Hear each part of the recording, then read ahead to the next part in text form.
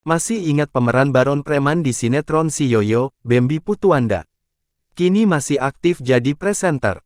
Bambi Putuanda mengawali kariernya di industri hiburan dengan menjadi figuran. Sosok Bambi dulu sering muncul di berbagai sinetron Indonesia, seperti Si Yoyo dan Cinta Fitri.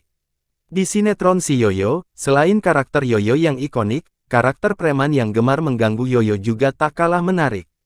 Preman bernama Baron di sinetron ini diperankan oleh Bambi Putuanda. Tampil dengan gaya seram namun kocak, akting Bambi pun berhasil diingat penonton hingga sekarang. Suami Lia Agustin ini biasanya memainkan peran antagonis atau juga peran-peran bersifat komedi. Jarang terdengar lagi, lantas bagaimana kabarnya sekarang?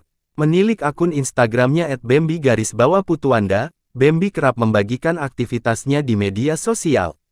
Meski jarang muncul di layar kaca, tetapi Bambi tetap memilih menjadi presenter acara offline. Selain menjadi presenter, Bambi juga menjadi seorang pebisnis.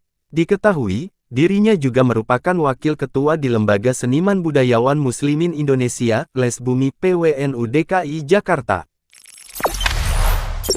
Jangan lupa subscribe, share, komen, dan like ya!